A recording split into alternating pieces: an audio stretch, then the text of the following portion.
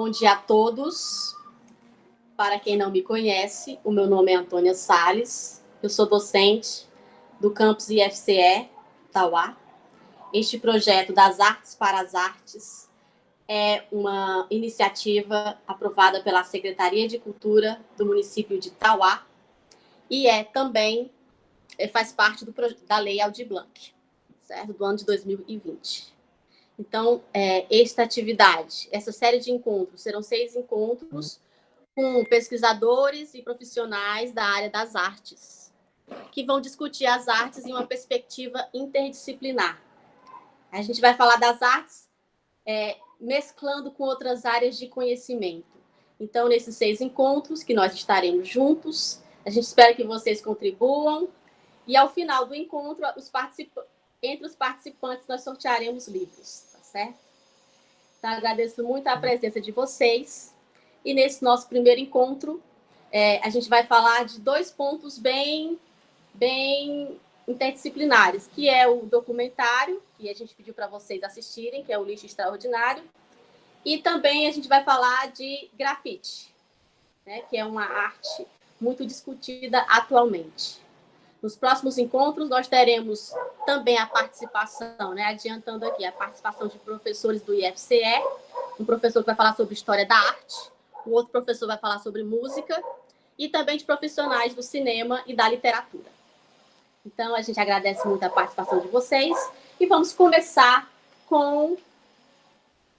Bom dia, né, quem está no chat. E vamos começar com o trabalho da Radija Leite, da Radija Alencar, né? Ela e eu somos as responsáveis por esse projeto, que ele é um projeto da Secretaria de Cultura de Tauá, mas ele é apoiado, né, incentivado pelo Instituto Federal de Educação, Ciência e Tecnologia do Ceará, do campus Tauá, que nos ajudou na divulgação e também na organização.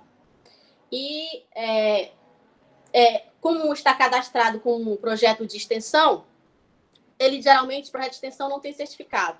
No entanto, para quem precisar, ao final do 6º encontro, me procure para que eu possa ver uma forma de lhe ceder uma declaração, tá certo? Muito obrigada. Vamos começar com Radija Alencar. Radija, bom dia. Bom dia a todos. Meu nome é Radija Alencar. Sou discente do curso de Letras pelo IFCE Campus Tauá. Vou abrir aqui a minha apresentação.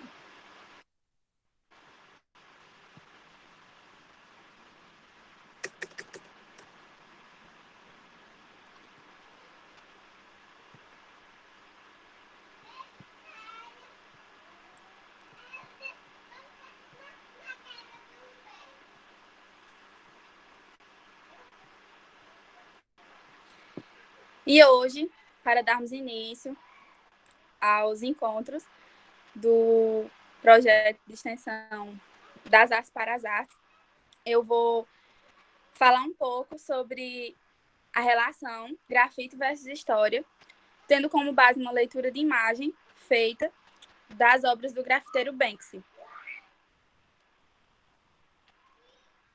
Para iniciar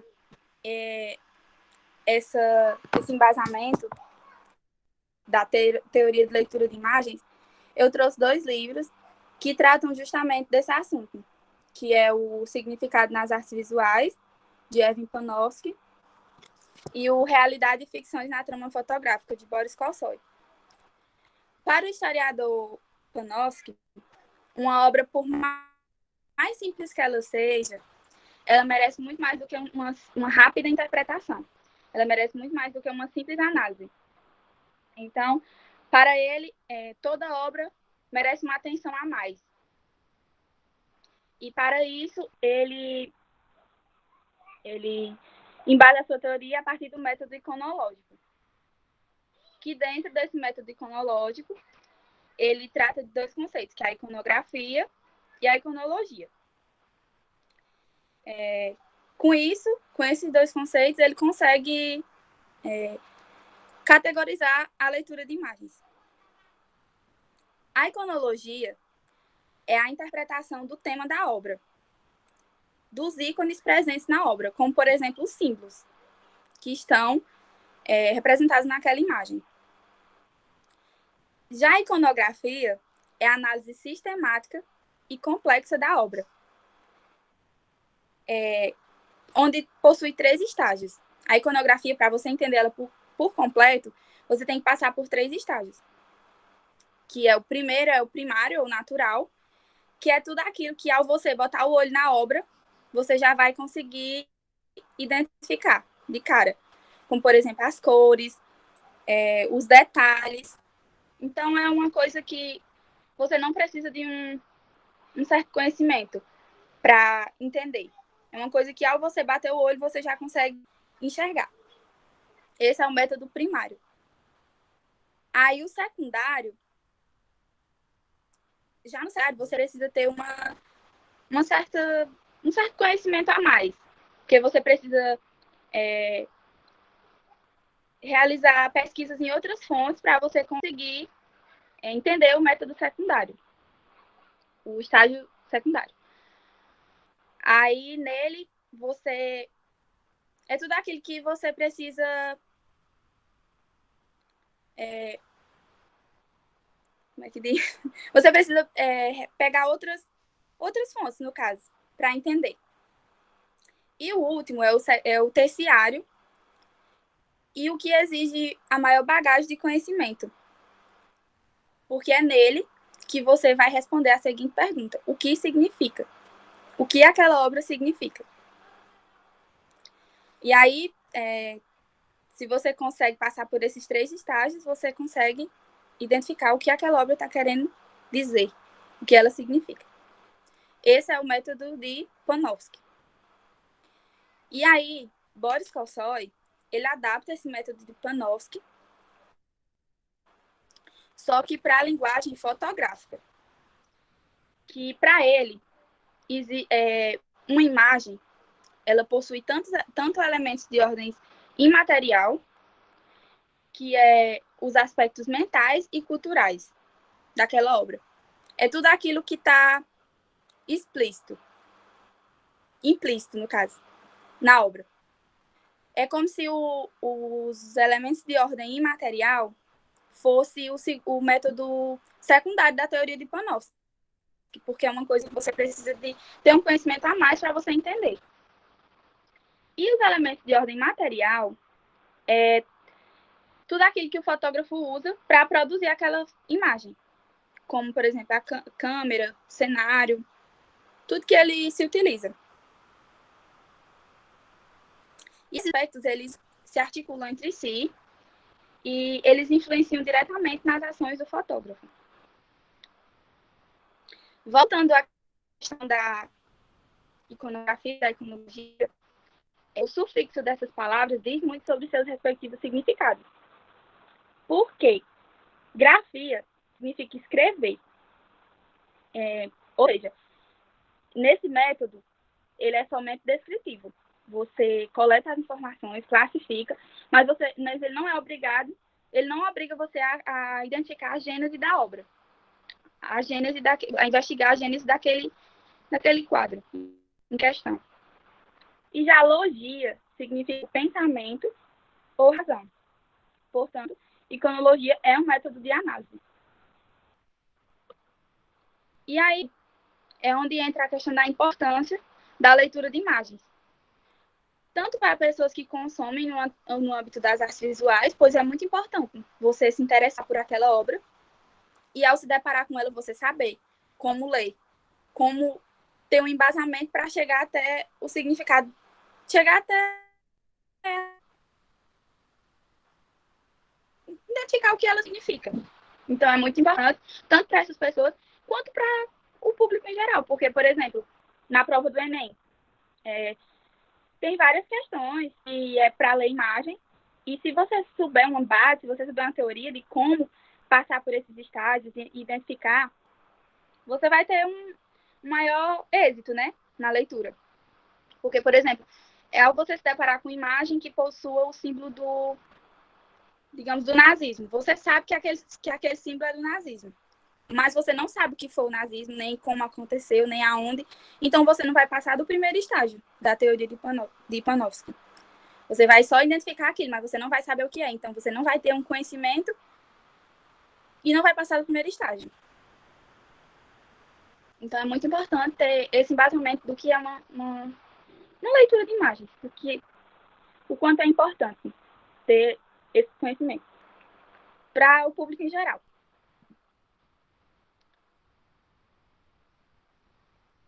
E aí, é onde entra a questão do grafite, relacionado às obras do britânico Banksy.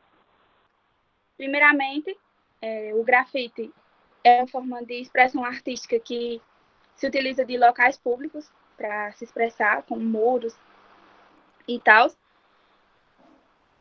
Se deu início nos anos 60 em cidades como Paris e Nova York. Tem uma forte ligação com a cultura hip hop. A palavra grafite vem do italiano grafito, que significa escrita feita com carvão. E no início que começaram a praticar o grafite, era muito comum que os praticantes fossem anônimos, justamente por essa ligação forte que tem com a pichação, que o grafite vive essa dualidade. Grafite versus pichação. O grafite, muitas pessoas ligam à marginalidade e a poluição visual, a vandalismo. Então, as pessoas que trabalhavam com isso viviam essa perseguição.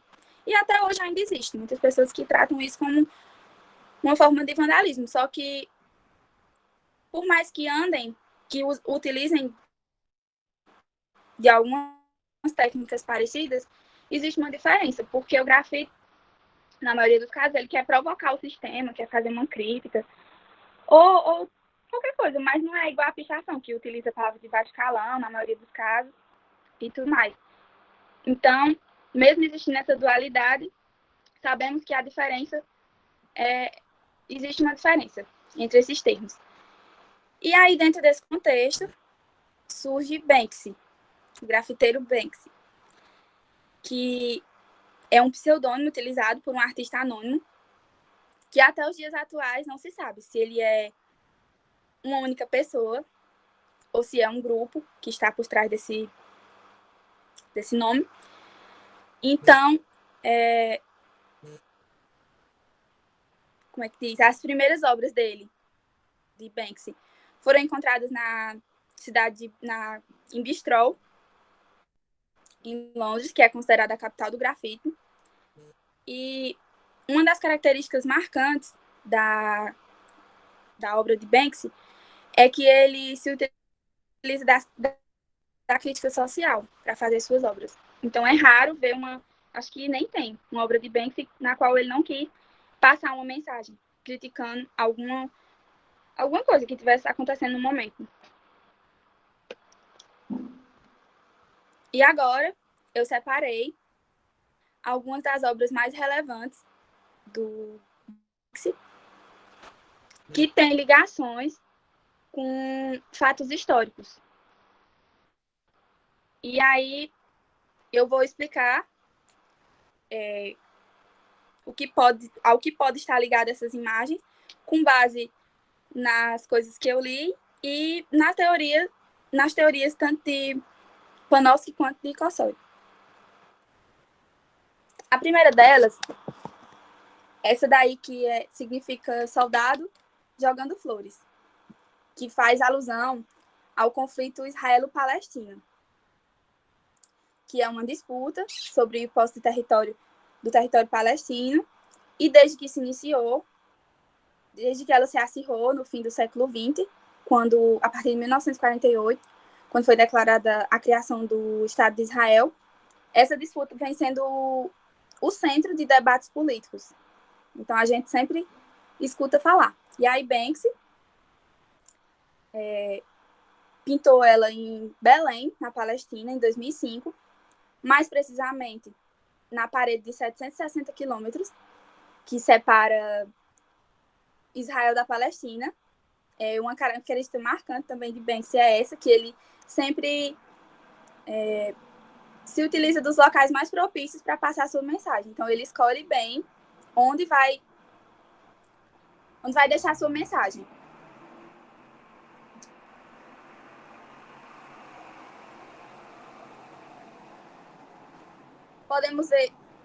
Podemos ver um soldado mascarado que, ao invés de bombas, que é o comum se vê lá, ele está arremessando um buquê de flores, que pode significar como se ele estivesse pedindo paz, pedindo trégua.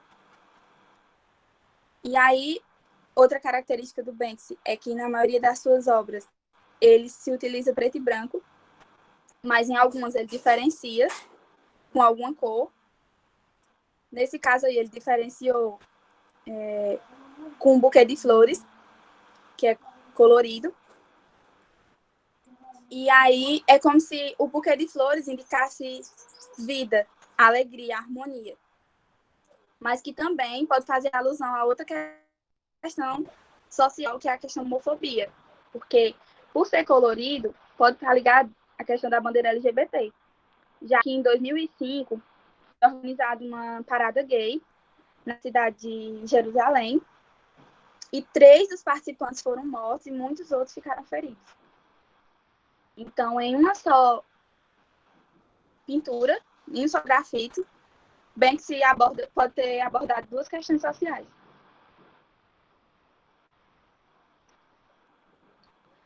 A segunda, e uma das mais conhecidas obras de Banksy, que é essa daí que significa Menina com Balão. Essa obra já foi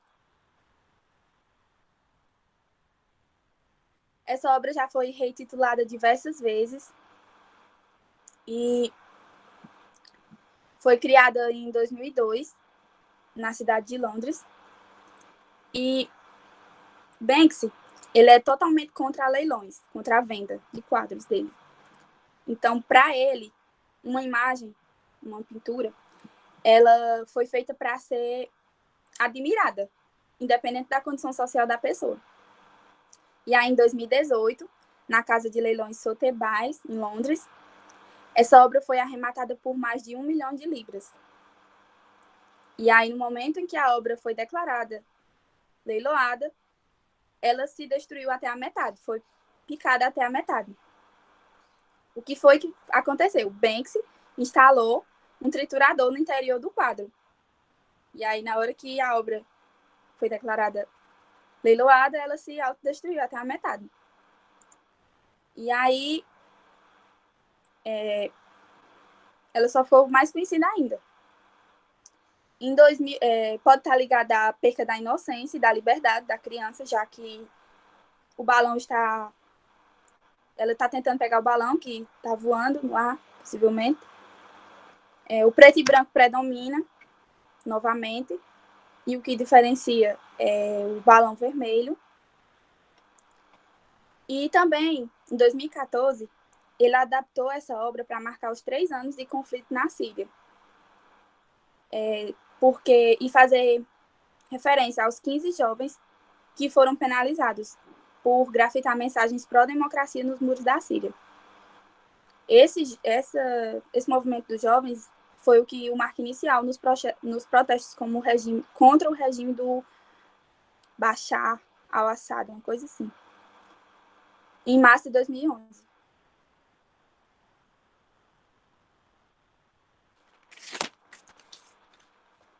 Essa terceira é a Kissing Coopers, que significa policiais que se beijam. Foi pintada em 2004, em Brighton, no Reino Unido. Mais uma vez, Banksy se utilizou de um lugar propício para pintar, pois esse bairro Brighton é conhecido como a capital LGBT do Reino Unido. Então, ele achou o lugar bem propício para deixar a sua mensagem. Que a sua profissão, possivelmente, a sua profissão não pode ditar quem você é, a sua vida fora dali. E aí é onde entra também a questão da crítica social em relação à homofobia. Aqui eu li que essa obra sofreu vandalismo e muitas críticas. Então, isso só compõe cada quanto essa luta contra a homofobia é árdua.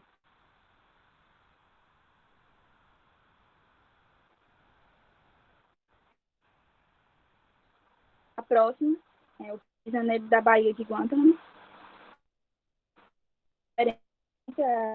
A prisão fica localizada na ilha de Cuba e é conhecida por seus maus tratos aos prisioneiros que são alvo de tortura e trabalho forçado. Porque após os ataques de 11 de setembro de 2001, essa prisão se transformou em um centro de detenção das pessoas que são envolvidas com o terrorismo, que têm algum envolvimento com o terrorismo. E aí, um dos objetivos da prisão é conseguir informações privilegiadas sobre o que possivelmente esteja acontecendo, e eles conseguem essas informações por meio da tortura. E vai contra os direitos humanos, inclusive a ONU já tentou fechar, a Cruz Vermelha já denunciou para fechar, o Barack Obama prometeu em 2009 que ia fechar, ou pelo menos reconstruir, mas sempre os responsáveis pela prisão trazem consigo a desculpa, o argumento de que a prisão da Baía de Guantánamo foi feita para ser um lugar que tem ordem, para ser um lugar diferente dos outros. Então, permanece aberto mesmo com tanto pedido de fechamento. E em 2006, o Banksy colocou dentro da Disneylândia um boneco em tamanho real de um prisioneiro da Baía de Guantánamo. Então, eles podem ter feito a questão da ligação com... Porque a Disneylândia é um lugar de diversão, enquanto pessoas se divertem, outras pessoas são alvo de tortura. Outras pessoas são torturadas diariamente lá dentro. E aí ele, mais uma vez, ele fez a sua denúncia. A quinta, que significa Pare e Pesquise, foi pintada em 2007. Traz como personagens essa menininha, que é a Dorothy, do Mágico de Oz, que é pureza, por sua ingenuidade, acompanhada do cachorro, que representa fidelidade e companheirismo. E no caminho eles são abordados por um policial anti-motim, que é a polícia de choque, que é acionada para conter manifestações. E aí ele abre sua cesta e busca algo de errado, como se estivesse procurando algo do contrabando, possivelmente. E bem se pode ter feito alusão à questão da imigração. E como alguns países tratam a questão da imigração. Porque... E a Dorothy também foi escolhida, eu acredito, por representar sua ingenuidade, para representar que da mesma forma que existem pessoas que vão a outros países ser contra as leis do país, querem fazer coisa errada, coisa que vai contra o que o país prega, também existem pessoas que só estão em busca de uma qualidade de vida melhor, de uma vida diferente da que levam no seu país de origem. Então, ele pode ter feito essa relação com a imigração, essa referência à imigração. A última e mais recente é Game Changer, que em tradução livre significa o jogo virou. Foi pintada em 6 de maio de 2020 na parede de um hospital de universidade no sul da Inglaterra. E faz a alusão à pandemia do novo coronavírus que estamos vivendo. Vemos uma criança com um cesto de brinquedos cheio de super-heróis, e os super-heróis estão lá atrás, jogados dentro do cesto, enquanto ele está brincando com um boneco de enfermeira. E aí, Banksy quis abordar a questão do não reconhecimento dos profissionais da saúde, que eles merecem uma visibilidade maior, já que no momento os verdadeiros super-heróis são eles, que estão lutando na linha de frente no combate desse vírus. E aí, mais uma vez, ele não deixou passar. Foi lá e fez a sua a sua crítica social. E é isso, essas foram as imagens que eu escolhi para fazer relação. E é isso. Obrigada, Radija. Alguém teria algum comentário, alguma pergunta, gente? Alguém gostaria de falar?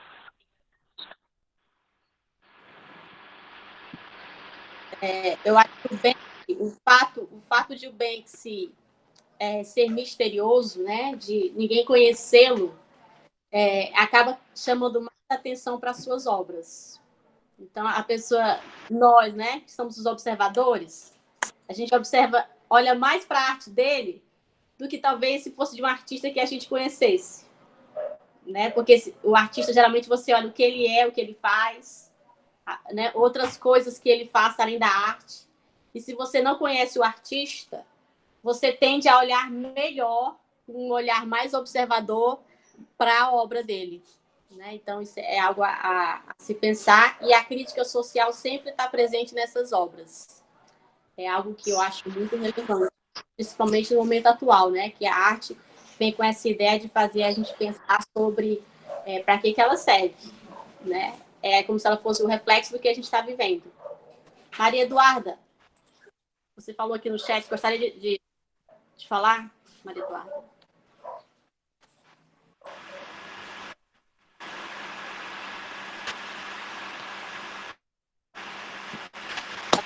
Né? A sua abordagem é um tema muito, muito interessante, um artista maravilhoso. Ela prefere falar pelo chat. Exatamente, uma abordagem interessante, a do bem. Obrigada, viu, Maria, pela colaboração. Então, gente, se alguém tiver alguma coisa a falar, né, conversar, pode estar aberto o espaço, tá bom?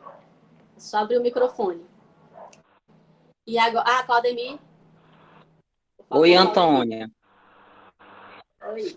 Eu queria saber se o Banks, é assim a pronúncia, não sei, ele ainda está vivo, e queria que a Radija ou você falasse mais um pouquinho sobre esse processo de autodestruição da obra dele. Como foi isso daí? Muito massa e muito inteligente da parte dele. Né? É um mistério, né? Radija, quer falar alguma coisa, Radija? É um mistério. Sim, ele ainda está vivo.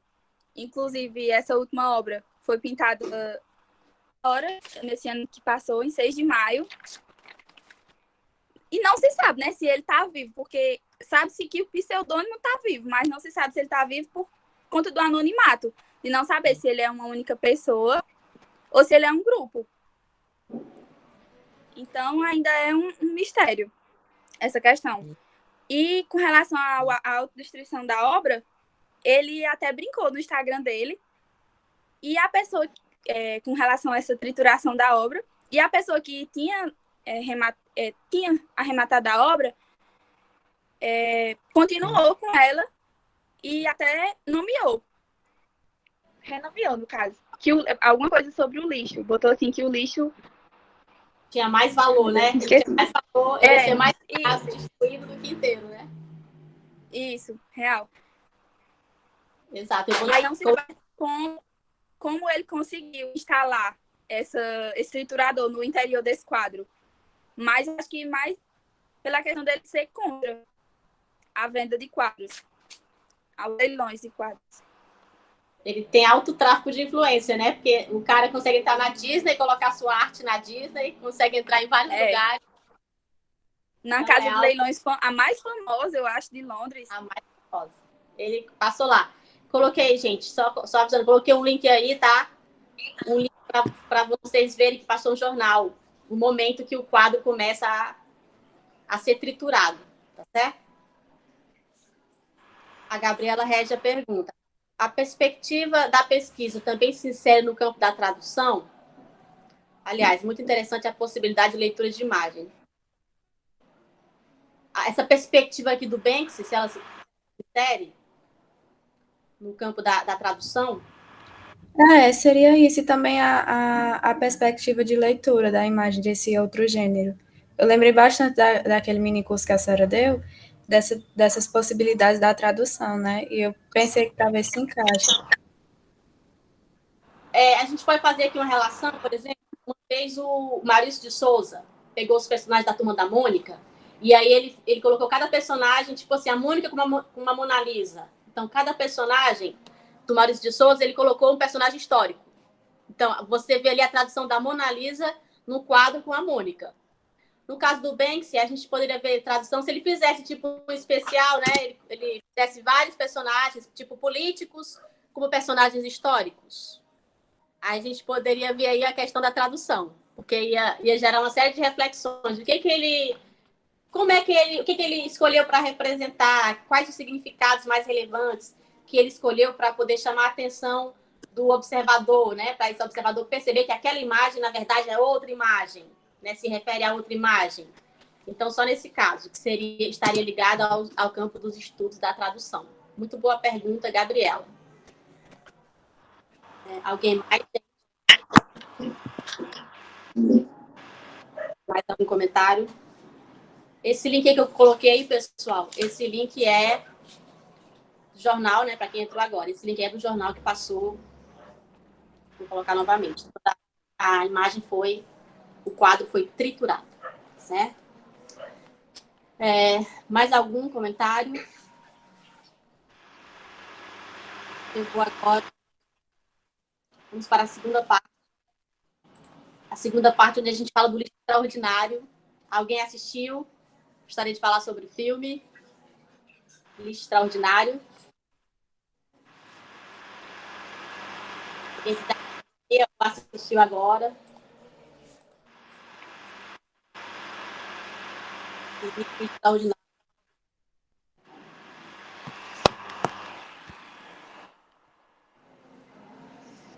Diga aí sua opinião. O que você achou mais interessante? Caro Claudemir.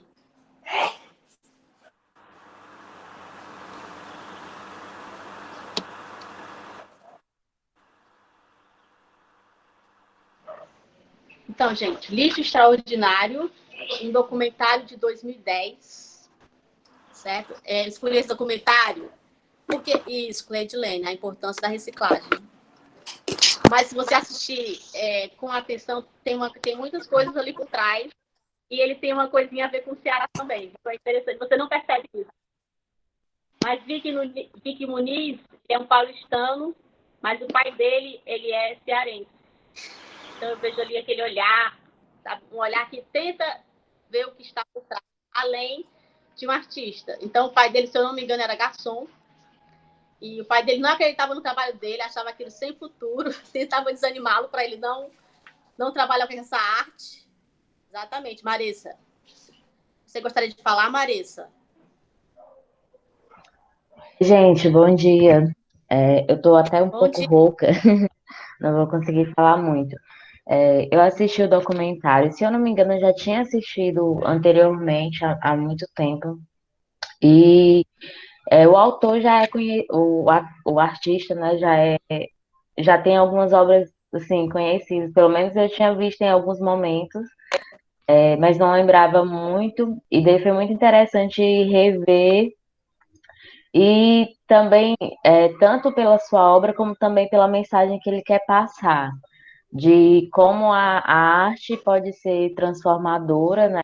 Que tem uma relação tanto de captar, repassar uma mensagem, como também chegar na vida das pessoas e trazer uma transformação que ele queria para as pessoas do aterro e tudo mais.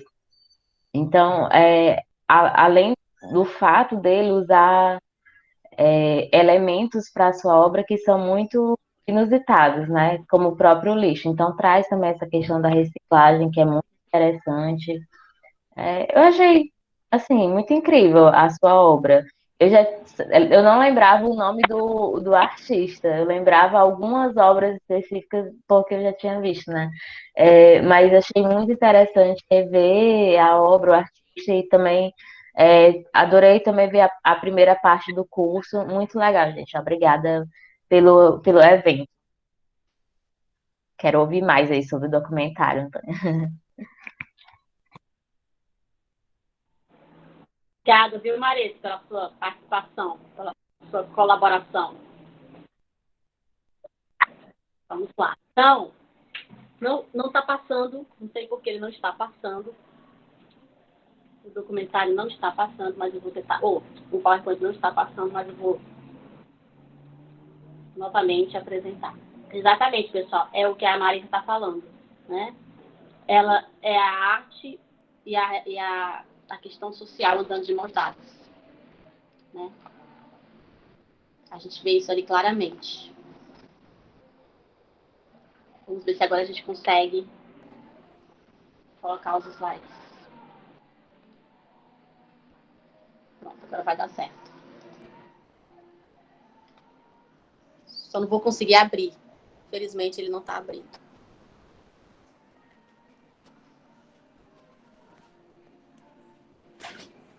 Ele tá passando os slides, gente? Estão conseguindo ver os slides passando?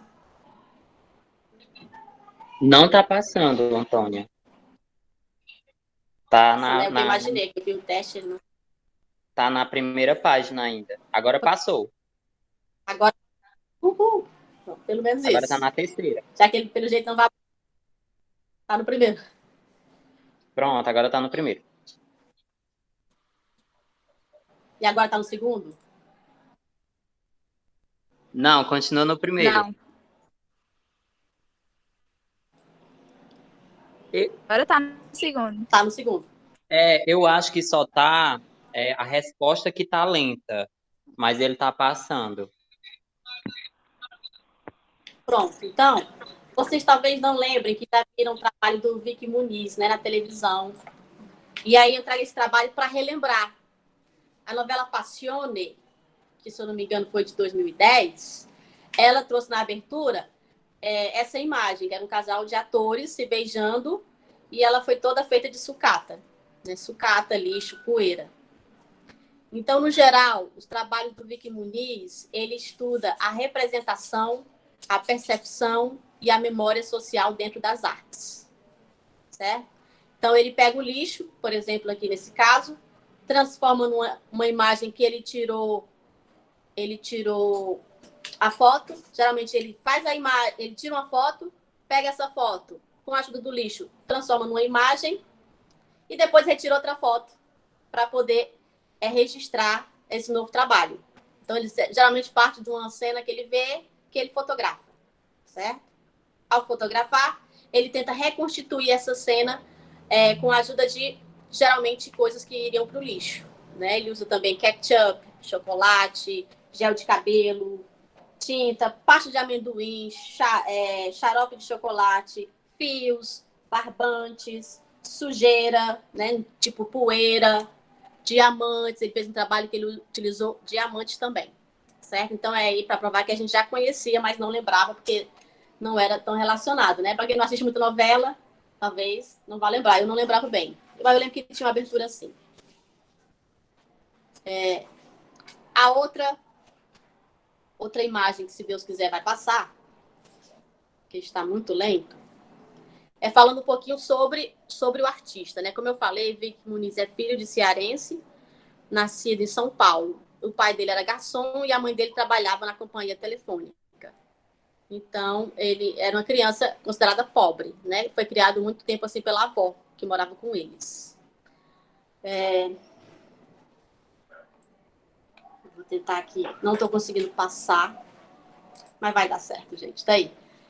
Então, o nome dele mesmo, de batismo, é Vicente José de Oliveira Muniz, certo?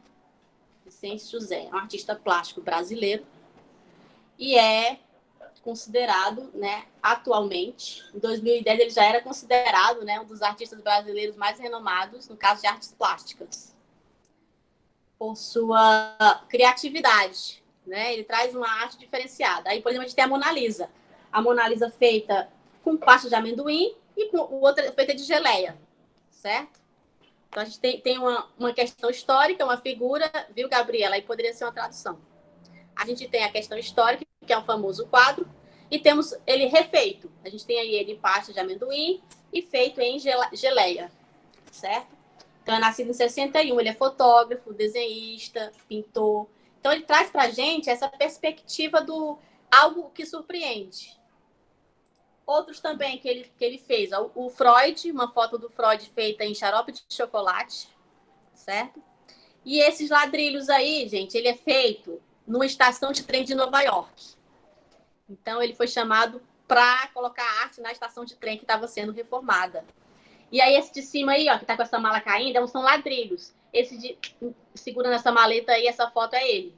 Então, essa obra aí, esse policial abaixo, ele colocou pessoas normais, fotos de pessoas normais, passantes do trem, certo? E aí ficou... Agora ele já está renomado também. E as obras dele estão nos vários países, inclusive em coleções particulares. Sempre nos leilões ele é muito respeitado, muito bem vendidas as obras dele. E ele aí, essas fotos, geralmente agora, nesse momento, se não me engano, eu li que elas estão no MoMA, que é o Museu de Arte de Nova York. Mas ele está presente em vários museus.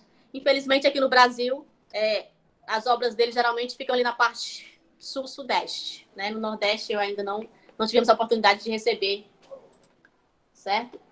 E aí a gente vai falar agora exatamente o Lixo Extraordinário, né? O documentário, que é de 2010.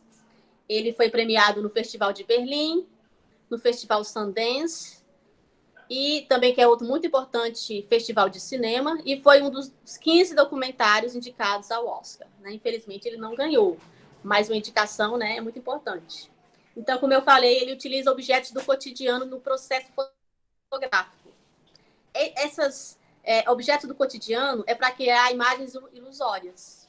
Certo? Porque quando você vê, você não consegue, você fica em dúvida, não consegue reconhecer se essa imagem ela é verídica ou se ela é construída com alguma coisa, algum objeto, certo? Então, temos aí o uso de materiais improváveis, né? Como eu falei, ele usa poeira, diamantes, açúcar, fios, barbantes, geleia, chocolate, tinta, ketchup, gel para cabelo e muitos recursos do lixo. Então, por isso que a gente chama de materiais improváveis, que você geralmente não vê numa obra de arte.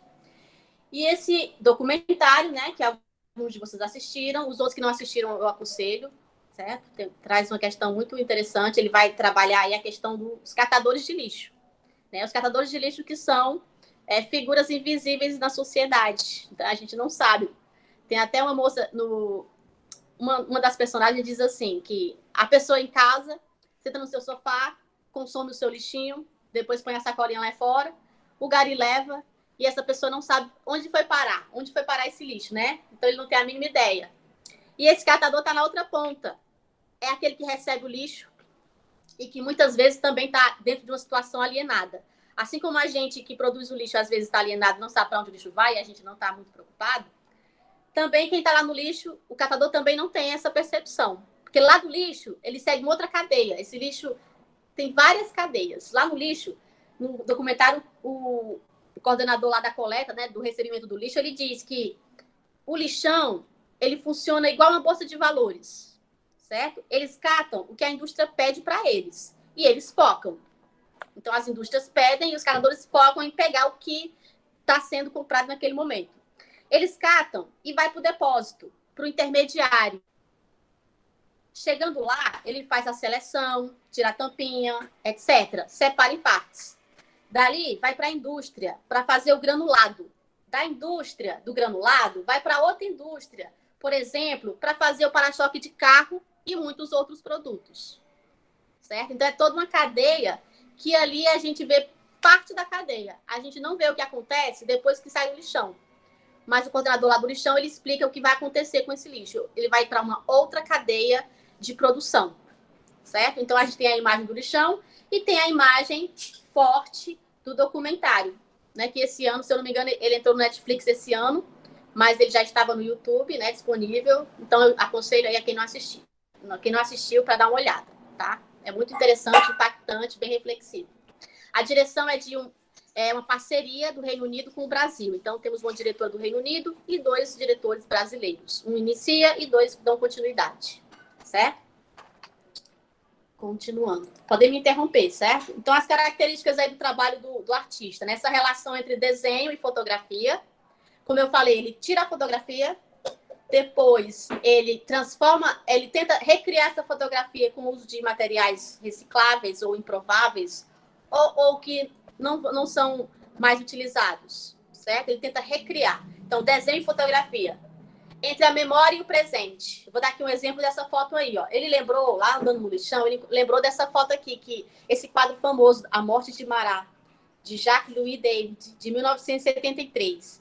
Ele lembrou desse quadro, desse famoso quadro, A Morte de Marat, tenta reconstruir com um cara lá, um catador, ele, além de catador, é o presidente do sindicato, lá, Associação dos Catadores, a ACANJ, Associação dos Catadores Metropolitanos, Jardim Gramacho. Jardim Gramacho, pessoal, esse lixão de Jardim Gramacho, ele é o maior da América Latina. Mas ele não é o maior, porque em 2012 fechou, certo? Esse período aqui é 2010, quando é lançado. Ele não é o maior em tamanho, ele é o maior em recebimento de lixo, certo? É o maior em recebimento de resíduo. Em tamanho, ele não é o maior, mas em recebimento, que é o mais importante, ele é considerado o maior. Né? Então, levou 2 anos esse trabalho. De 2008 a 2010 foi filmado e em 2010 houve o lançamento. Então, entre essa relação memória e presente, ele lembrou desse quadro aí, A Morte de Marat. Esse quadro, ele tenta recriar esse quadro com o catador, né, o presidente da associação, que é o Sebastião, certo? E também parte de uma memória cérebre ou enigmática. Né? É enigmático porque, para quem aprecia quadros, pinturas, esse quadro é famoso. Então, ele parte sempre de uma memória que já existe para recriar e recontar a outra memória. Essa foto do Tião, do Sebastião, é que se transforma no quadro. Na imagem, capa, ele tenta recriar e no final dá certo e ele tira a foto e essa foto é que vai para um leilão em Londres, certo? Ela é vendida por R$100 mil. A foto. Ela é enorme, linda. E ele parte aqui, gente, daquela perspectiva de quando a gente vai no museu ou num lugar que tem pintura. Ele percebeu o seguinte, que quando você chega em frente ao quadro, você olha o quadro, a sua distância normal, você se aproxima do quadro, você percebe do que ele é feito, que tipo de tinta, né? Você percebe, chega próximo para ver do que ele é feito, e você se afasta para bem distante para você ter a ideia, certo? Você observa da sua distância normal para você ter uma percepção do que é. Você se aproxima para ver do que é feito. E você fica bem distante para tentar construir a ideia. Então, ao observar isso, é que ele parte para essa ideia que ele tem. E a ideia de trabalhar no lixão é porque ele pensou o seguinte, eu vou trabalhar o social, eu quero trabalhar o social. Eu já trabalhei muito no mundo afora, já viajei o mundo inteiro. Eu quero fazer um trabalho, eu quero representar os catadores, que são seres invisíveis. Então, ele pede para um diretor amigo dele ir lá visitar esse lixão. E o cara manda várias fotos. E ele fica encantado. Então, ele decide passar 2 anos lá. Certo? Só que a relação dele com esses personagens, com essas pessoas, se torna mais forte. Ele decide incluir essas pessoas na arte. Ele transforma essas pessoas em espectadores, em pessoas que iriam aparecer apenas tirando a foto. Elas viram não só espectadores, mas alguém que trabalha dentro da arte. Então, essas pessoas, eles vão trabalhar fazendo a arte com ele. E, no final, o dinheiro da coleta dos quadros, da venda dos quadros, esse dinheiro volta para a associação, né? Em forma de uma livraria, formação para esses catadores, já que o lixão seria encerrado em 2012. Então, formação para ajudá-los a seguir suas vidas fora do lixão, certo? Então, o dinheiro é revertido. A gente tem aqui esses personagens, né? Tem o Tião, Sebastião, que é um jovem carismático, presidente da Associação dos Catadores de Reciclagem, uma cooperativa para melhorar a vida dos seus companheiros catadores. Uma coisa interessante que a gente descobre é que Tião se inspira nos livros que leu no lixo. Então, Tião coleta os livros e aí acho que ele leu Maquiavel, ele se inspira para ser o líder que ele é. Então, ele se torna um líder muito...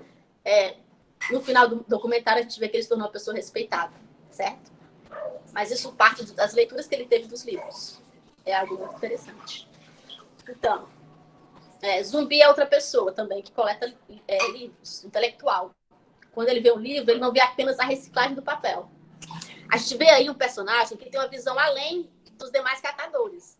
demais catadores rasgam os livros para reciclar, né? Para enviar para a indústria do papel. Ele não. Ele seleciona os livros porque ele sabe que livro é caro. Ele tem uma consciência social de que livro é caro e livro é importante. Então, a gente tem um personagem, ele, mesmo sem estudo, ele consegue ver além do que os demais colegas, que rasgam os livros. Ele não, ele coleta, tira o chorume, ele seca, ele tenta reaproveitar os livros porque ele sabe da importância desse tipo de material. Certo? Então, ele trabalha desde que tinha 9 anos lá. A gente eu não vou ler porque essas informações vocês vão encontrar no documentário. Aqui é só para a gente ter uma ideia por cima, certo? De cada personagem. Suelen, ela vem trabalhando desde que tinha 7 anos no lixo. Agora tem 18 anos, com 2 filhos, e termina o documentário, ela está grávida do 3º.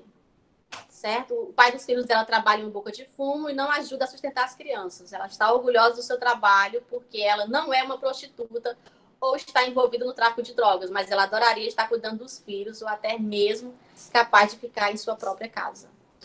A Suelen aluga um barraco nos arredores do aterro e vai para casa de 15 em 15 dias. E é a mãe dela que cuida dos filhos dela. Isis é inconformada do grupo. Ela adora moda, ela é vaidosa, sonhadora e odeia pegar lixo. Ela tem vergonha de ser catadora e não vê futuro no seu trabalho. Né? Quando ela se desmorona, ela revela uma tragédia. Também uma coisa interessante que toca Vicky Muniz, né? Que cada personagem que está ali não está ali porque quer. Foi parar por alguma tragédia familiar. Certo? A gente tem Magna. A Magna vai parar no lixão porque o marido perdeu o emprego, gente. Então, trabalha como catadora há 1 ano. E no final do documentário, ela se diz livre porque ela não trabalha mais no lixão, ela consegue um outro trabalho que possibilite a ela em uma clínica. Então, ela pode trabalhar, ter feriados em casa, né? Nem trabalhar à noite, ela tem os horários fixos, então isso para ela é muito bom. E também ela fica feliz porque o casamento acabou. Então, ela se sente agora mais leve e livre. Irmã é uma senhora que cozinha no lixão, gente, há mais de 20 anos. Certo? Trabalha no lixão, ela cozinha lá para o pessoal do lixão. Walter, gente. Walter é um dos mais antigos. Ele é catador há 26, mas eu acho que é 16 anos, né? E ele é o vice-presidente. E, dando aqui um spoiler, no final o Walter é o único assim que não consegue terminar o documentário. Ele morre. Certo? Eu chorei no final. Bem triste. Então a gente tem aqui o reaproveitamento dos materiais recicláveis, que em muitos casos é lixo mesmo, que não seria reaproveitado. Esses personagens se reúnem no galpão, são chamados a trabalhar por 2 semanas, 1 ou 2 semanas, formando essas imagens que foram retiradas no período em que Vicky Muniz estava no lixão, visitando o lixão, certo? E alguns deles são chamados para fazer fotos em estúdio, como aquela lá do Tião, né? Alguns são chamados para fazer fotos em estúdio, relembrando outras obras famosas, certo? Aqui, por exemplo, é a Magna, que faz essa foto que eles reconstroem com material reciclável. E aqui é a Suelen com seus 2 filhos, que é chamada ela é chamada para o estúdio para fazer essa foto aqui, certo? E aqui, gente, a gente tem aqui uma coisa interessante que a Magna fala, né? Que eu já falei para vocês. É mole você estar sentado na sua casa, em frente à sua televisão, consumindo o que você quer e juntando o seu lixinho lá e botar na rua. Porque o caminhão do lixo vai passar. Né? Mas para onde vai esse lixo? Então, esses personagens vão refletindo sobre a prática deles. Até entender que eles estão alienados numa situação onde a tragédia social os levou para aquele espaço, mas que a arte os faz ver o que eles são de verdade. Né? Mesmo estando no meio de bichos, de lixo, eles não são lixo. E é isso que eles se descobrem. Através da arte. Certo?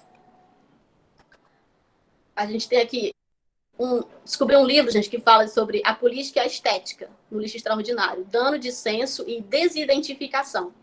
O cara fala, né, o Marx e a Senna. Marx e Senna dizem que Vicky é um agente que motiva as mudanças na vida dos catadores. Mas eles próprios revelam-se além daquilo que era esperado. Não foi somente participar da elaboração de uma obra de arte que os fez descobrirem-se como sujeitos políticos, mas também a sua intelectualidade. Suas palavras e sonhos foram determinantes para alterar imaginários, fabricar novas lentes para olharem para si mesmos e para tornar concretas formas de emancipação e de autonomia. Então, no final, eles já não estão mais no lixão, certo? O documentário publicado em 2010, eles já não estão. Eles, de uma forma ou outra, conseguem ir para algum lugar, um outro trabalho, certo? Novas formas de sobreviver. Então, a obra de arte serviu para isso, para fazê-los reviver, sair daquela situação caótica. Eu vi também alguns vídeos onde o Vic Muniz dá uma entrevista e ele fala o seguinte: toda obra de arte, né? Quando ele fez essa abertura da Passione e outra, o Zé Mago, no Fantástico, perguntou para ele: quem vê os seus trabalhos prontos? Vê os detalhes? Vê o todo? Ou tanto faz para você? Né? Ele fala: toda obra de arte tem uma narrativa frontal. Você vê numa certa distância e não sabe o que é. A partir do momento que você se aproxima, você começa a ver os detalhes, começa a ver uma imagem. Se você chegar muito perto, você perde a imagem novamente. A fotografia permite, em função de você poder controlar a resolução, que você consiga ver coisas diferentes à medida que você vai se aproximando. Então, de longe, você vê uma imagem. E quando você chega perto, o que eu quero dizer, o que eu quero é que as pessoas possam ver do que aquela obra é feita, com muito detalhe, certo? Então, ele utiliza os materiais para aprofundar a reflexão, de não ser só uma imagem por si só. Ele quer que as pessoas consigam ver o além. E ele acha que esses materiais ajudam a pessoa a refletir mais. Numa outra entrevista, ele fala: eu sempre estou usando imagens que são iconográficas, são arquétipos, elas são estereótipos. Coisas que você já sabe de cor. Você acha que tem um conhecimento muito grande a respeito delas. E por isso, você já está cansado de ver. Então você fala: aquele é um negócio, é um desenho de lápis. Aí você olha, não é lápis, é arame. E aí é uma outra coisa. E entre aquilo que você imaginou que fosse, aquilo que não é, cria-se um vácuo que o seu intelecto começa a preencher com questionamento. Isso realmente é o que gera mais conhecimento em torno da sua relação com a imagem ou dos objetos. Eu acho que a função do artista, na verdade, é criar esse vácuo, essa vacuidade conceitual entre o que você imagina e o que é, para que você possa pensar a respeito do mundo de uma outra forma. A outra função do artista é criar desvios, deslocar o espectador, o público da vida habitual dele. Faz a coisa tudo do mesmo jeito. E o artista fala: não, peraí, vamos por aqui. E esses desvios te levam a ver realmente a natureza do seu caminho. A partir do desvio, você vê outras coisas também. Você tem um monte de possibilidades. E a arte é uma maneira de chamar a atenção para uma infinidade de possibilidades que você tem para ver o mundo, certo? Essa entrevista está na enciclopédia.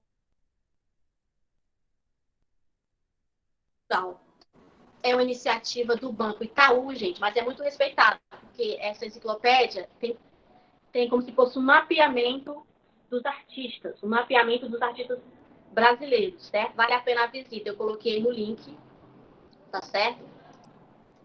Encerro aqui a minha fala e gostaria que vocês falassem um pouco, né? Quem assistiu o documentário, depois dessa fala também, a Marissa fala, né? A arte como transformadora do meio social. Né? A arte muda mesmo. Um filme que eu assisti, como Estrela na Terra, a arte muda a vida do garoto. É o Francisco Olisson. Esse filme é lindíssimo. Eu lembro, na época foi um sucesso. Várias entrevistas para diferentes programas. Maria Barnabé. Certo?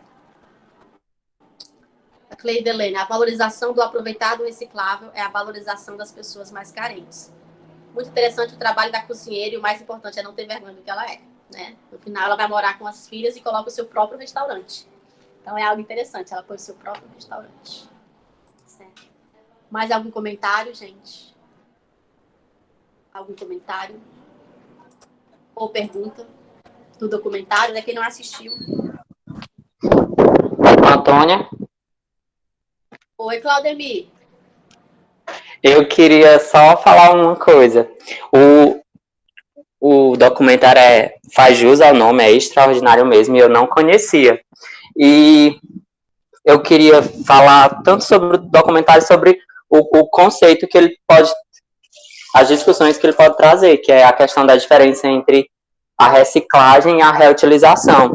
Que no caso, o O Vic, ele faz a reutilização do lixo, ele não faz a reciclagem. A reciclagem é quando a gente muda a estrutura da matéria. Por exemplo, é quando a gente faz papietagem. Quem já fez papietagem, ali é reciclagem. Você pega o papel, muda a estrutura dele, molhando, triturando, e depois você faz qualquer outra coisa. Cadeira, papel novamente, e por aí vai. Já a reutilização, a gente pega, né, o que já não tem mais uma serventia, entre aspas, e você usa novamente. Tipo o potinho de sorvete, que ao invés de você jogar no lixo, você pode fazer um jarro, ou um porta alguma coisa, seu porta-lápis, e por aí vai. E mais do que isso, é importante colocar essa diferença para a gente situar o que é que a gente faz, né, no nosso dia a dia. A fala da personagem que diz que você trouxe, eu acho que é muito forte mesmo, porque aí mostra o nosso abismo social até no lixo, que foi o que me marcou. Foi essa frase dela e a frase do Sebastião, que é o presidente, né, da organização deles. É o presidente, né, da organização, não, da associação. Que ele diz que dá para saber de onde aquele lixo vem. Se o lixo vem na sacola de mercado, vem da favela. Essa galera é pobre, talvez aqui não tenha coisas boas, né? E se o lixo vem no saco de lixo, né, aquele saco comprado, é da galera rica. Então, tem alguma coisa que vai nos servir, né, mais do que aquele outro. E a fala dela, de que a gente está lá sentado no nosso sofá, consumindo o nosso lixo, a nossa pizza, coloca ali na frente da nossa casa, passa o carro e leva. E ali, aquele lixo, no nosso subconsciente, na nossa consciência, aliás, pronto, eu fiz o descarte correto, porque eu não joguei no meio ambiente, entre aspas, mas aquele lixo está no meio ambiente, ele só saiu da nossa zona ali de ocular. E essas duas falas, assim, foram, assim, um soco na barriga muito grande para determinar o nosso abismo com relação à classe, a consciência de ser e estar no mundo. Porque é isso. A gente está aí, sei lá, digamos que a gente viva 70 anos, a gente produziu aí toneladas de lixo e que vão ficar aqui mesmo depois da nossa morte. E ainda não tem essa de a gente fazer um discurso de redução, de vamos ter um consumo consciente. Porque no final das contas, já tem estudos que comprovam que esse consumo consciente é uma mudança mínima. A grande responsabilidade são das grandes empresas que empurram um consumo assim, exacerbado na gente, né? É consumir 3 fones de ouvido, é ter 10 pares de sapato, e a gente nunca vai parar. E por mais que todo o planeta parasse com esse consumo exagerado, ainda não fazia tanta diferença, porque a produção de uma garrafa plástica, aliás, a produção, esse que eu sei, isso é científico, a produção de uma calça jeans são gastos 11 mil litros de água. Aí já vai aí, sei lá, água que dava para boa parte das famílias da África que estão sem água, que já fazem uma guerra, travam uma guerra pela água, né? Então, acho que o documentário nos joga numa questão de luta de classe no sentido forte mesmo, de dizer, a gente precisa se organizar com relação a isso. E não só no discurso do consumo consciente, mas de atacar essas grandes empresas no mais fiel da palavra.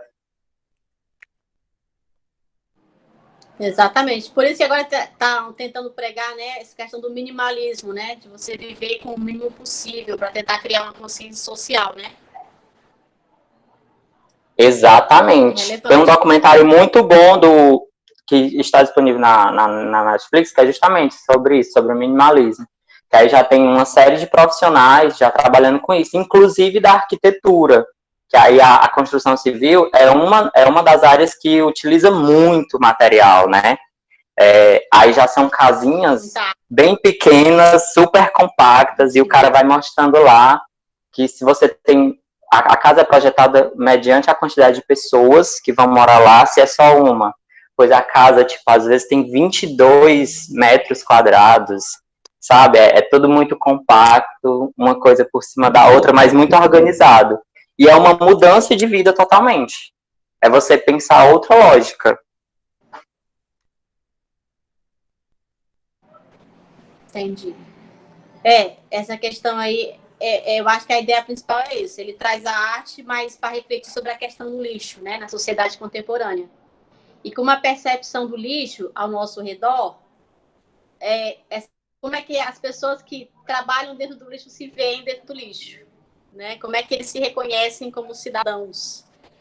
E como é que a arte pode mudar a percepção deles, fazendo se enxergarem como agentes de mudança? Porque se uma tragédia os fez parar naquele lugar, a arte pode ajudá-los a sair daquele lugar, né? A partir do momento que você se vê como uma pessoa importante, capaz de fazer algo importante, como no caso da arte, você começa a ver outras perspectivas. Você se sente uma pessoa empoderada, que é a palavra forte desse momento, né? Uma pessoa forte para lutar. Né? Você está lá por uma tragédia, ou virou alcoólatra, ou pelas drogas, ou por fatalidade da vida, você se sente tentado e que você não consegue sair daquele precipício, a gente vê aí uma possibilidade, né, que esse documentário nos mostra, que a arte pode fazer você se transformar também. Então, além de transformar aqueles materiais que foram reutilizados, muito boa colocação do lixo, além de mostrar que foram reutilizados, também as pessoas foram ressignificadas, foram transformadas. E me lembrei também da quando o Jô Soares falou, né? Ele é o presidente da Associação de Catadores de Lixo. E aí o Tião pede para corrigir. E isso é aproveitado, né? Então, catadores porque os recicláveis ainda podem ser reaproveitados. É uma parte importante do que está, né? Ele está percebendo que está existe não é só coisas inutilizáveis, certo? Mais algum comentário, gente? Obrigada pela colaboração. Oi. O Vicky Muniz, ele trata da iconografia também. No momento que ele fala, que perguntam a ele como você vai trabalhar com lixo e as pessoas. E aí ele fala que a iconografia irá se desenvolver de minha interação com elas. No caso, ele diz que, tipo, ao chegar lá, ao conhecer isso, está muito em voga atualmente essa perspectiva. Ao conhecer as pessoas e a vida delas, ele vai conseguir trabalhar com elas e com a arte no lixo.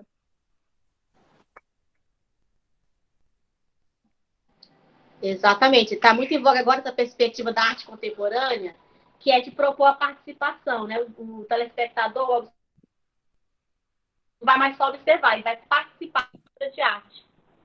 Eu lembro de uma obra, eu não lembro quem fez, se foi o Hélio Oiticica, que é outro artista plástico famoso brasileiro, que o Hélio Oiticica, ele fez uma roupa, ela era vários tecidos. Aí cada pessoa que vestia essa roupa, os tecidos mudavam de lugar. Então, cada vez que alguém vestia a obra de arte que era a roupa, se transformava em outra roupa. Entende? Então, as cores eram sempre diferentes. E o observador, ao entrar dentro da obra de arte, ele tinha o poder de mudar aquela arte. Então, esse tipo de arte interativa, atualmente, está em voga. E é muito relevante dentro das artes, né? Propor coisas assim, que o observador se sinta parte, que ele reflita. Certo? Muito bom. Aí Cleidilene fala, interagir e troca de conhecimento. Exato. A arte como uma perspectiva de troca de conhecimento. Alguém mais gostaria de falar alguma coisa? Enquanto vocês pensam aí, eu vou aqui organizar o sorteio, gente. Temos 37 inscritos. Certo? Todos aí estão inscritos, né? Cleidilene, eu não vi o seu nome na lista, Cleidilene. Maria Barnabé, não viu seu nome na lista. Então, eu vou sortear entre o 31 e o 37. São 5 livros que eu darei um jeito de chegar até onde vocês estão, tá certo? Darei um jeito de chegar até onde vocês estão, se Deus quiser. Então, terminando o sorteio, a gente vai encerrar. E eu peço que quem foi sorteado entre em contato aí pelo WhatsApp, tá bom? Pelo WhatsApp que foi enviado ontem, certo? O WhatsApp que foi enviado ontem, eu peço para que vocês mandem o endereço de vocês, tá? E o nosso próximo encontro não será dia 13, porque quando foi planejado, dia 13 era como se fosse feriado. Então, a gente vai considerar como se fosse feriado. O nosso próximo encontro é dia 20, tá? A gente vai estar falando sobre literatura. Dia 20 de fevereiro. Vem alguém aqui falar com vocês sobre literatura. Daniel Costa. Tá certo? A gente se encontra dia 20. E agora eu vou iniciar o sorteio aqui, utilizando esse site, que é o sorteador. O Olisson, não se preocupe que eu tenho contatos e o Mirim, Olisson. Você recebe esse livro, tá? Darei um jeito. Viu? Não se preocupe. Oi. Vamos ver se abre aí para vocês. Diga, Maria Eduarda. Eu acho que eu fui ignorada. Dá para me ouvir? Agora sim, eu consegui escutar, Maria Eduarda. Pode falar. Sim, é porque eu tinha levantado a mão para falar sobre o documentário, né? Mas aí... Que eu não vi, viu? Desculpe. Maria Eduarda, pode falar. Tudo bem, tudo bem. É porque eu queria comentar alguns aspectos que eu achei muito interessante e que eu acho que não vi ser comentado sobre, porque realmente por ser um documentário bem extenso, ele aborda muita coisa, muita coisa mesmo. E aí, tipo, acho que a primeira coisa que eu comecei a perceber no início do documentário já mostra uma coisa que não é tão nítida assim. Tipo, mostra ele sendo entrevistado e tal, né?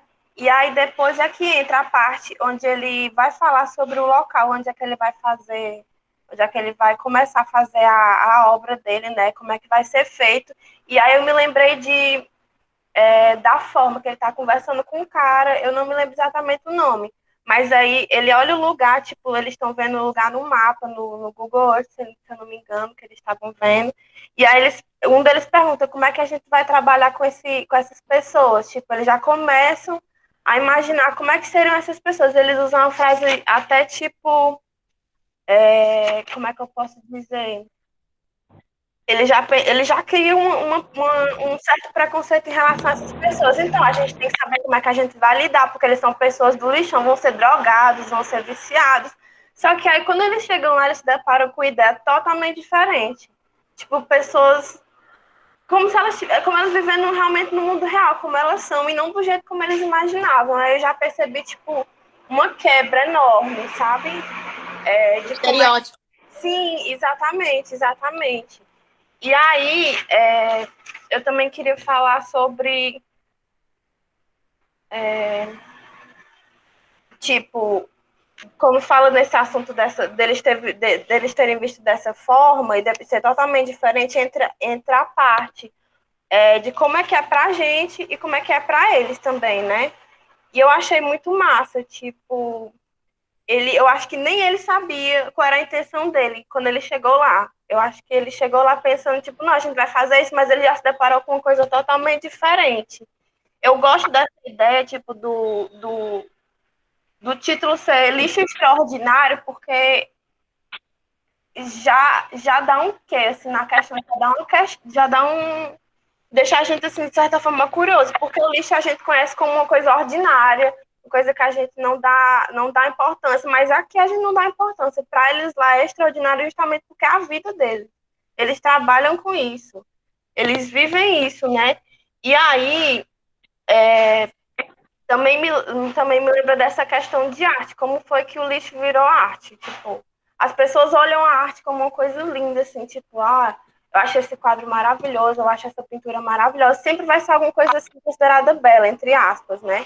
E aí ele quebra esse paradigma também, como você falou, tipo, as pessoas quando elas entram numa galeria de artes, elas verem de duas formas diferentes. Elas chegam perto para ver o material do qual é feito, e elas também se afastam para ver se dão percepção mais ampla. Aí imagina, você tá vendo uma imagem dessas, entendeu? Tipo, uma arte maravilhosa, e quando tu chega perto, meu Deus, o que é isso? Isso é um pneu, isso é uma sucata, isso... Tipo, aí já quebra também a ideia das pessoas que estão vendo a arte, tipo, do que elas consideram belo, entendeu? Eu achei muito, muito massa. E teve uma menina aí que fez uma pergunta sobre alguma coisa relacionada à tradução, né? Só que, pelo que eu entendi, não sei se foi dessa forma como ela fez a pergunta, mas na minha cabeça soou isso, tipo, como é que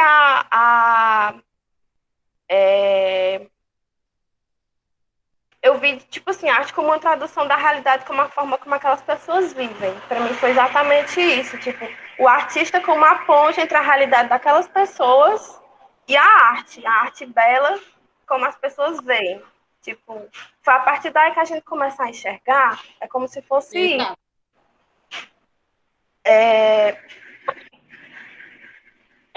E aí, do social, agora que eu entendi você, Gabriela, pode ser bem a tradução do social. Exatamente. sim, eu acho que é isso que eu... Enfim, valeu, gente, pelo espaço. Foi perfeito. E com a questão do estereótipo também, tem um momento que ele pensa, será que eu devo levar? Porque ele pretendia levar os catadores para o museu, certo? Para o museu e levá-los também, algum deles, como ele levou o Tião, para o leilão em Londres, né? E aí a mulher do Vic Muniz o interpela, ela diz, mas você sabe que você vai mexer com o psicológico dessas pessoas? Você vai tirar eles do ambiente que eles estão acostumados para um ambiente que não é deles e que você pode acabar causando transtornos, né? E aí ele diz, mas eu tenho certeza que eles não vão ficar. Então eu vou mostrar uma perspectiva diferente para que eles se vejam de fora. Entende? Então, para um catador ser respeitado no museu, né? Exatamente. Para um catador entrar no museu e ser respeitado, significa muitas coisas, né? Porque a vida não basta. Exatamente, Gabriela Regia. Muito bom. Agora que eu entendi sua pergunta, Gabriela, exatamente. A tradução do social na arte. Muito bom. Mais alguma colocação, gente? Alguém gostaria de colocar mais alguma coisa? Eu agradeço muito as colaborações, porque complementam, né, a gente. Viu? Fiquei também encantada com o trabalho de Radija. Quero conhecer Bristol, a terra do grafite, que eu gosto muito de grafite. Eu acho uma representação social, uma crítica. O grafite representando o social, ele traz uma coisa mais acessível. Né? A gente consegue ver um grafite de uma perspectiva mais... A gente se sente próximo de um grafite, porque um quadro, quando é uma pintura, é mais difícil, porque a gente não é educado para ir para o museu, a ficar apreciando, a refletir sobre uma pintura. O grafite, como parece ser algo mais próximo da gente, a gente consegue ver no muro, por exemplo, a gente se sente mais próximo, porque ele está próximo da nossa realidade, né? A gente anda no bairro e acaba, às vezes, esbarrando no grafite. Então, para nós, observadores, analisar e relacionar o grafite é mais fácil para a nossa vida do que a gente, por exemplo, um dia entrar no museu e ficar olhando para uma pintura. A gente não vai conseguir. A Maria Barnabé disse que vai falar alguma coisa. Barnabé, você? Olá. Oi, todo mundo. Estão me Porque a vida não ouvindo? basta de Ferreira. Oi. Estou escutando, Maria. Então, Dora, tá? Mas pode ser Maria também, não tem Dora. problema. Então, eu só queria contribuir, a princípio, bem no início, sobre o grafite. Na verdade, não é nada. É só uma curiosidade. Eu já tive algumas experiências, já tive um amigo grafiteiro. E para eles, né, realmente é isso, é uma arte que é levada muitíssimo a sério, inclusive respeitada. E uma curiosidade muito grande, né, que existe sobre o grafite é que quanto eles se respeitam a ponto de não grafitar em cima daquela arte, daquele grafiteiro, né? Existem toda uma questão de simbologia de letras no qual só o grupo ou a pessoa entende, né, aquela letra como se fosse um alfabeto ou palavras ditas que só eles compreendem, e também há um respeito, né, enorme pela altura do grafite. Então, quanto mais alto o grafite, mais respeitado é o grafiteiro, e ninguém pode riscar Não é questão de não poder, mas é porque existe um respeito entre eles. E aí eu queria compartilhar isso com vocês, né? Eu tive um amigo que era grafiteiro, e aí ele tinha, né? É toda uma questão social, exatamente como você disse, de passar a mensagem contra realmente o abuso de policiais, contra a fome, contra a má educação que existe na favela, contra a genocida, uma série de problemas reais que a gente vive, né? E aí ele como favela, né? Que ele morava em São Paulo, ele representava dessa forma, né? A arte no grafite. Então, eu já tive uma conversa com ele relacionada a isso, e aí eu queria contribuir para vocês. Não sei se alguém sabia disso. E é isso, gente. Obrigada, foi maravilhoso o primeiro encontro. E bote meu nome para o sorteio do livro, viu? Botarei, botarei. Obrigada. Foi ótimo sua colaboração. Pronto. Mais algum, gente? Algum comentário? Fala agora o cálice para sempre. Oi, sou eu de novo. Eu queria saber se Oi, eu Maria Eduarda. fazer um comentário, que agora que eu me toquei, tipo, já que a Dora falou dessa questão do grafite, já que no início as meninas, a Radija veio apresentar, tipo, sobre o grafite, né? Depois a gente vai falar sobre o lixo extraordinário.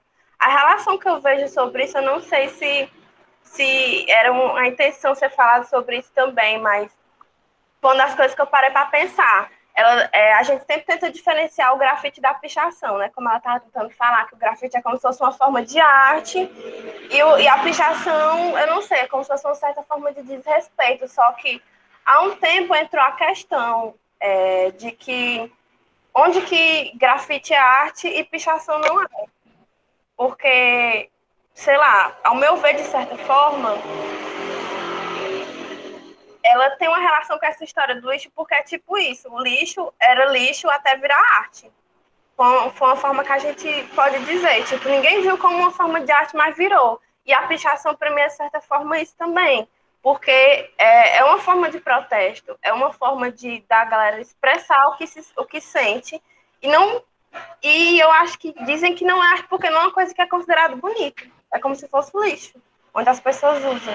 Eu acho, será que isso é uma coisa que é falada ou realmente é só, tipo, grafite arte, pichação, vandalismo?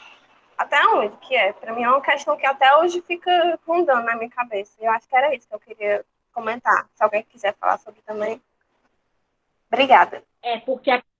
De nada. É porque a pichação, ela está muito ligada ao vandalismo, entendeu? Porque, assim, quando você vai lá e picha um muro sem autorização, isso é vandalismo. Né? As lojas, o dono da loja com o maior trabalho, pinta bonitinho, né? E aí o cara vai lá e coloca letras que só ele e os colegas entendem.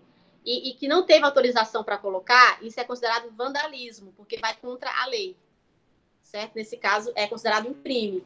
Então, quando ele é colocado, né, no local com autorização, igual o grafite no geral tem autorização, certo? Porque aquele painel, né, o painel do grafite não pode, para o artista dar muito trabalho. Ele não vai fazer um trabalho que vai ser derrubado uma semana depois, que vai ser pintado. Você está entendendo? Então, no geral, o painel do grafite, ele tem autorização porque o artista quer que aquela obra se mantenha.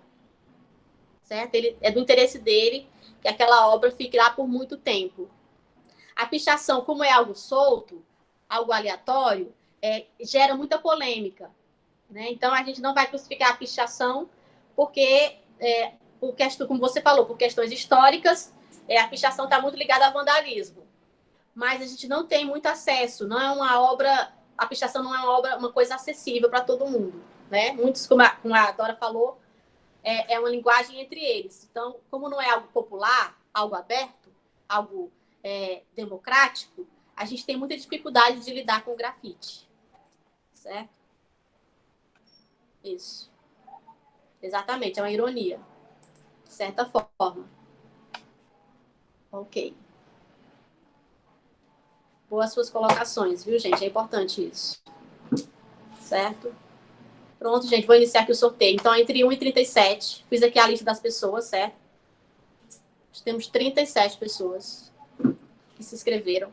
esqueci de avisar, tá, gente? Quem não pode comparecer, a gente vai ter o canal do YouTube com esses vídeos, para que quem não tenha tido a possibilidade de assistir, possa ver depois, tá bom? E entrar em contato. A gente vai mandar por e-mail o canal para vocês, tá? Com os vídeos. Então, vamos lá. Ó. Sortear um número entre 1 e 37. Vamos lá. Entre 1 e 37. Número 32. Vamos ver quem é o 32. 32 é a Natália Alves. Natália Alves não está aí, né? Natália Alves. Não vi Natália Alves. Então não está. Vamos ver mais um. Vamos ver mais um número, gente. Entre 1 e 37. Certo? Vou retornar entre 1 e 37. Mais um número. Vamos ver mais um número. 25. Vamos lá, o 25. Gleiciline Agostinho. Tá aí, gente? Gleiciline Agostinho. Não está. Gleiciline Agostinho. Não está. Mais um número.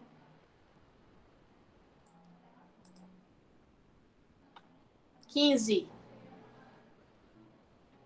15. E Delmara já tá aí. E Delmara já tá aí. Eu acho que eu a vi por aqui, não é? E Delmara, eu acho que eu a vi aqui no grupo. Alguém a viu?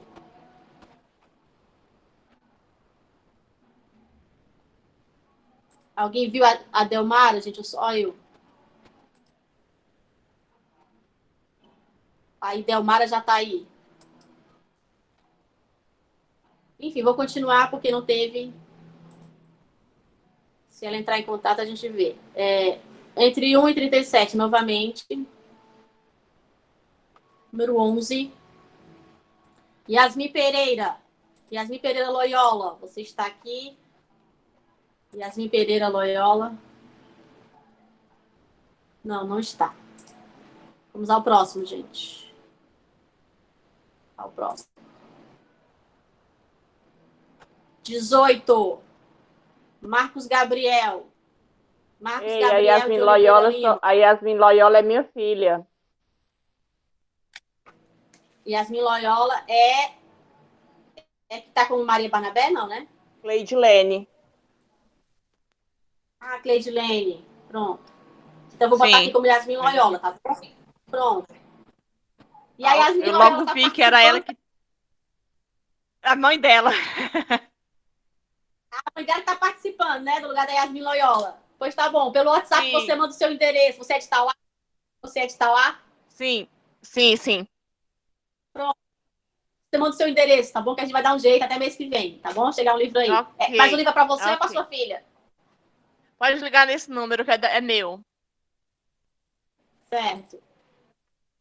Nossa, que legal. Muito obrigada. Certo. Adoro ler. Então, nada. Então, Marcos Gabriel. Gabriela Régio. Marcos Gabriel é seu irmão? Esse Gabriel. E ele tá participando,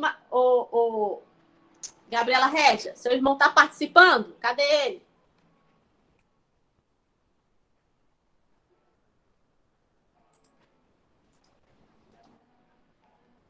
Não pôde entrar. Então, na próxima, viu? Vai ficar para próxima, seu irmão aí. Vamos ver aqui, ó. Entre 1 e 37. Então, Cleidilene, quem vai ficar participando é você, né? Não é a... Isso, Certo. é porque Número foi feito. 3. É porque foi feito, Antônia. Diga. Eu me inscrevi e ela também, no caso. Aí eu não sabia, mandaram no meu celular e não mandaram para ela. Aí por isso que eu entrei e falei, Yasmin, não chamaram, não foi no seu celular, chamaram, foi no meu. Aí eu fui, como eu gosto e eu fui me inscrevido também, aí eu participei. E eu vou ficar acompanhando. Eu acho que a gente não mandou no número dela porque colocaram só um número só na hora de botar os contatos. Aí, quando foi para mandar mensagem no WhatsApp, foi só um número. Yasmin. Sim. Tá aqui, ó. Só um Yasmin número. Cleidilene. Isso, Só tem um é o número, mesmo tá aqui, número. ó. Só tem o mesmo número. Certo? É. Por isso que eu perguntei a ela Pois, ontem se ela como tinha. você tá inscrito, Certo. certo. Ó. Pois, Cleidilene, como você está inscrita e a sorteada foi a Yasmin, então, ó, você não vai ganhar um livro, infelizmente, viu? Vamos rezar para sair o seu nome. A Yasmin é sortuda. Mas aí não foi para ela dessa vez. Maria Santa. Mas vai dar certo. Deus quiser. Maria Santa não está aqui. Próximo. Tá difícil aqui sair alguém, viu, gente? Número 28, pelo amor de Deus. Número 28. Maiara de Souza Barreto. Eu suspeito que eu a vi. Maiara de Souza. Maiara de Souza. Ela não está. Mais um. Tá complicado aqui esse sorteio, viu? Número 28. Quem é o 28? É ela de novo. Como é que pode? Mais uma vez. 17. Socorro Maria Silva Castro. Também não está. Socorro Maria Silva Castro. Mais um. 35. Lissandra Priscile. Também não está. Lissandra Priscile. Lissandra Priscile. Tá difícil, viu, gente? Tá difícil. Mais um. 54. Não, como 54? É entre 1 e 37. Não pode ser 54. É entre 1 e 37. 34. Karine Barros de Souza. Bem, não está aí a Karine Barros de Souza, né? Karine Barros de Souza. O negócio aqui hoje está difícil. Vamos aqui mais uma vez. Entre 1 e 37. Vamos lá. Vamos lá. Número 8. 8. Rayane Nogueira de Souza também não tá. A gente tá sorteando só quem não tá aqui, né? Como é que pode? Entre 1 e 37 novamente. 23, pelo amor de Deus. 23. Maressa, maravilhosa. Vou anotar aqui, Maressa. Depois manda seu endereço aí pelo WhatsApp, viu, Maressa? Onde é que você tá? Aê! Certo? Não costumo ter sorte em sorteio, mas tô surpresa. Manda seu endereço aí. Ok, obrigada. Se tiver em Fortaleza. Eu também não tenho muita sorte. Mas olha, mande seu endereço aí, se tiver em Fortaleza, melhor ainda, porque eu moro em Calcaia agora, nesse momento. Então, né? Ou então a gente se vê em Tauá, né? Quando eu vou retornando para Tauá. Entre 1 e 37, vamos lá. 25, acho que 25 já passou, né? 25. Maria Vanessa, também não está, Maria Vanessa. Eu tô com medo que esse sorteio aqui vai passar o almoço até a gente conseguir chegar a todo mundo. 19, vamos ver quem é o 19. Pedro Gonçalves, não entrou também, não está o Pedro Gonçalves. Aqui mais um. 4. Número 4, Daniel Alves, também não entrou. 4 não entrou. Próximo, gente. Número 1. Isabel Maria, também não entrou, né? Isabel Maria não entrou.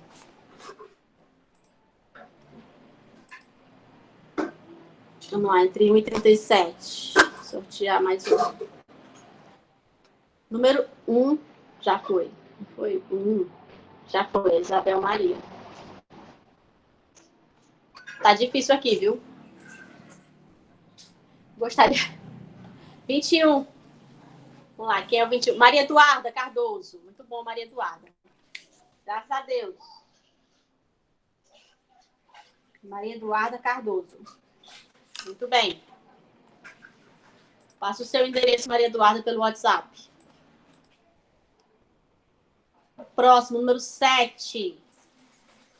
Alice Gomes. Alice Gomes não participou, né, gente? Alice Gomes não participou. Eu não a vi. Número 6. Larissa Ricarte. Larissa Ricarte também não participou. Larissa Ricarte. Próximo, número 19. Pedro Gonçalves novamente. Como é que pode?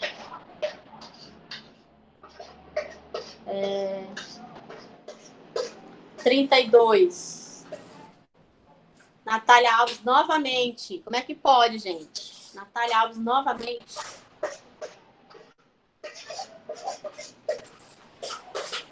26. Alzeni da Silva. Também não participou, Alzeni da Silva.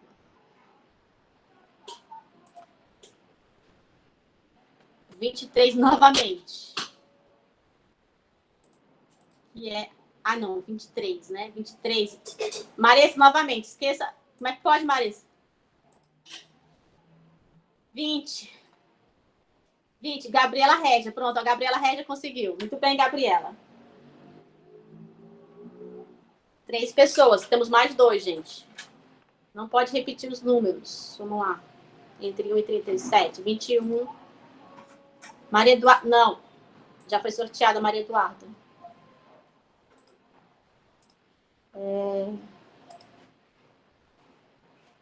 Número 10. Cleidilene, pronto, ó, deu certo. Cleidilene deu certo. Tá vendo aí? Muito bem.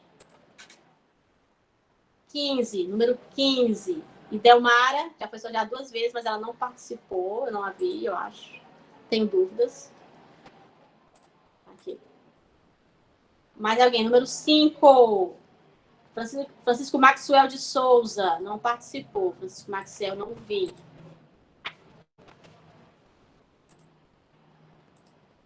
Tá, só tá saindo quem não tá aqui, gente. Como é que pode? 24. Maria Vanessa, não está. Maria Vanessa, não está. 27. Yara Magda, não está. Yara Magda, eu conheço, não está.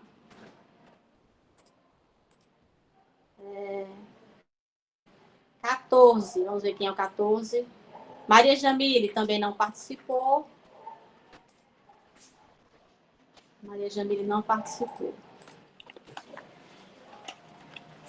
Número 11.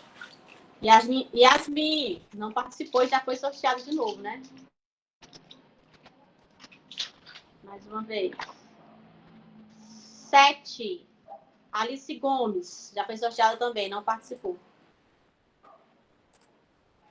Esse sorteio aqui a gente vai levar até a janta. Quem, por favor, trouxe a marmita, se prepare aí, viu, do almoço, pra gente começar, porque tá difícil. Dora Ferreira. Dora Ferreira,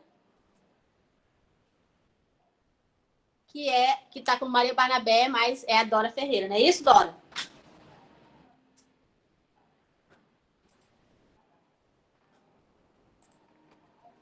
Certo, é a Dora Ferreira usando o celular da mãe dela, mais ou menos isso, né? Já que não tem Maria Barnabé no... Temos mais um ainda. Não tem Maria Barnabé na lista, então é porque é a Dora utilizando o celular da mãe dela, né? Número 4. Daniel Alves, já foi até sorteado. Temos ainda mais um, gente. Se Deus quiser, vai dar certo. Nunca fiz um sorteio tão difícil da minha vida. Número 8. Rayane Nogueira, novamente. Já foi sorteada e ela não está.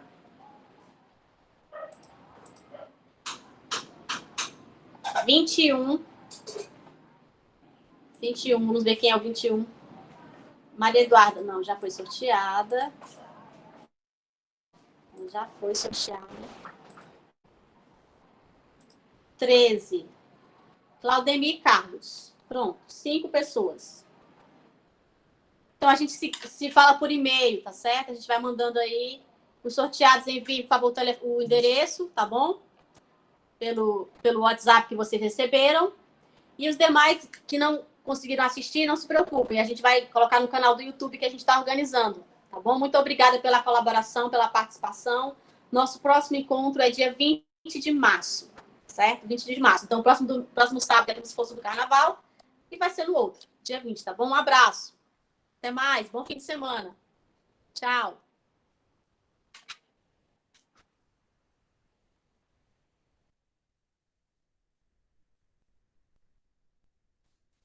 você, Antônia?